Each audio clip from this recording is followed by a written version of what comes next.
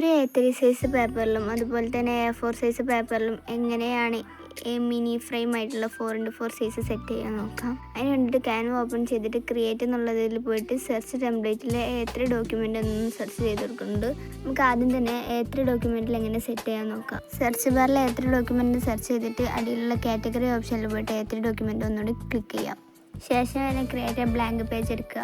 നമ്മൾ സെലക്ട് ചെയ്ത ഈ ഒരു പേജ് A3 തന്നെയാണെന്ന് ഉറപ്പാക്കാൻ വേണ്ടിയിട്ട് മുകളിൽ കാണുന്ന 3 ഡോട്ട് ക്ലിക്ക് ചെയ്യുക. 3 ഡോട്ട് ക്ലിക്ക് ചെയ്താൽ അതിൻ്റെ മുകളിൽ തന്നെ കാണാം ഇത് ഏത് സൈസ് പേജാണ് എന്താണെന്നുള്ളത്.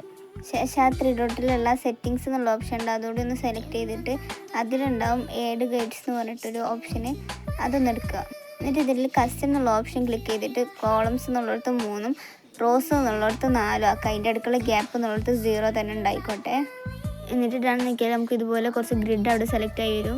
അപ്പോൾ ഈ ഒരു പേജിൽ നമുക്ക് ഇവിടെ 12 സ്ക്വയറാണ് ക്രിയേറ്റ് ചെയ്യുന്നത്. ഇതിൽ 12 എങ്ങനെയാണെന്ന് വെച്ചാൽ ഒരു A4 സൈസിൽ നമുക്ക് 6 എണ്ണമാണ് കൊള്ളുക, മറ്റൊരു A4 സൈസിൽ 6 എണ്ണം. 2 A4 സൈസ് കൂടുമ്പോഴാണല്ലോ ഒരു A3 സൈസ് ആവുന്നത്. അപ്പോൾ ടോട്ടൽ 6 + 6 12 മിനി ഫ്രെയിം നമുക്ക് ഈ ഒരു A3 സൈസിൽ തന്നെ സെറ്റ് ചെയ്യാൻ പറ്റും. ഇത് ഏകദേശം ഒരു റേഷ്യോ ആണ് ഇങ്ങനെ വെച്ച് നോക്കുമ്പോൾ കിട്ടുക. ഇതിൽ ചെറിയൊരളവിൻ്റെ വ്യത്യാസം ഉണ്ടാകും. നമുക്ക് കഴിയുന്നതും രീതിയിലേക്ക് ഫോട്ടോ ആഡ് ചെയ്യുമ്പോൾ കുറച്ചൊന്ന് ചെറുതാക്കുന്നത് നല്ലതാണ്. ഇതാണ് എൻ്റെ അറിവിൽ A3 സൈസിൽ പെട്ടെന്ന് മിനി ഫ്രെയിം സെറ്റാക്കാൻ പറ്റുന്ന ഒരു സിമ്പിൾ വേ. ഈ ഒരു ബ്ലാങ്ക് പേജിൽ ഫോട്ടോസ് ആഡാക്കാൻ വേണ്ടിയിട്ട് എലമെൻറ്റ്സ് എന്നുള്ള ഓപ്ഷനിൽ പോയി എലമെൻറ്റ്സ് എന്നുള്ള ഓപ്ഷനിൽ പോയിട്ട് ഫ്രെയിമും സെർച്ച് ചെയ്യുക. ഇതിലുള്ള ഒരു സ്ക്വയർ ആയിട്ടുള്ള ഫ്രെയിമും സെലക്ട് ചെയ്യുക. എന്നിട്ട് ഞാൻ വീഡിയോയിൽ കാണിക്കുന്ന പോലെ തന്നെ ഫ്രെയിമും സെറ്റ് ചെയ്യുക, അതിലേക്ക് ഫോട്ടോസ് ആഡ് ചെയ്യുക. ഇത് ഫ്രെയിം സെറ്റ് ചെയ്യുന്ന സമയത്ത് ഞാൻ നേരത്തെ പറഞ്ഞ പോലെ തന്നെ കുറച്ചൊന്ന് ചെറുതാക്കണം.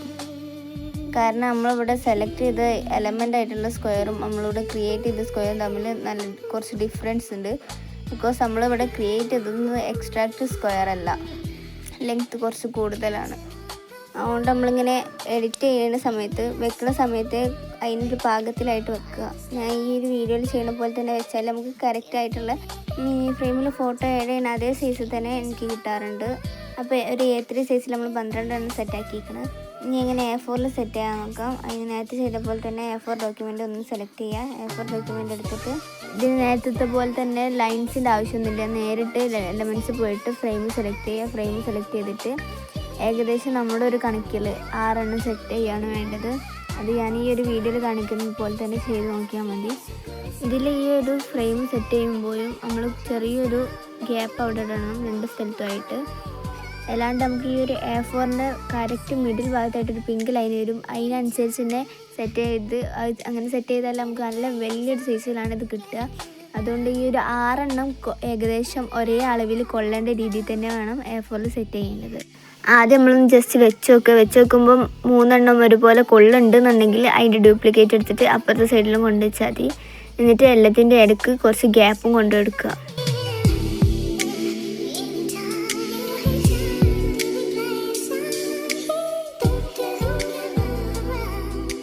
ഇതുപോലെ 6 എണ്ണം സെറ്റാക്കിയതിന് ശേഷം ഗാലറി എന്നുള്ള ഓപ്ഷൻ എടുക്കുക. എന്നിട്ട് നമുക്ക് ഏത് ഫോട്ടോ ആണോ ഇതിലേക്ക് ആഡ് ആക്കേണ്ടത് വെച്ചാൽ ആ ഒരു 6 ഫോട്ടോസ് സെലക്ട് ചെയ്തിട്ട് ഇതിലേക്ക് ഡ്രാഗ് ചെയ്ത് കൊണ്ടുവന്ന് വെച്ചാൽ മതി. അപ്പോൾ നമുക്ക് ഈ ഒരു ഫ്രെയിമിൻ്റെ ഉള്ളിലേക്ക് ആ ഒരു ഫോട്ടോസ് കറക്റ്റ് അളവിൽ സെറ്റായി കിട്ടും.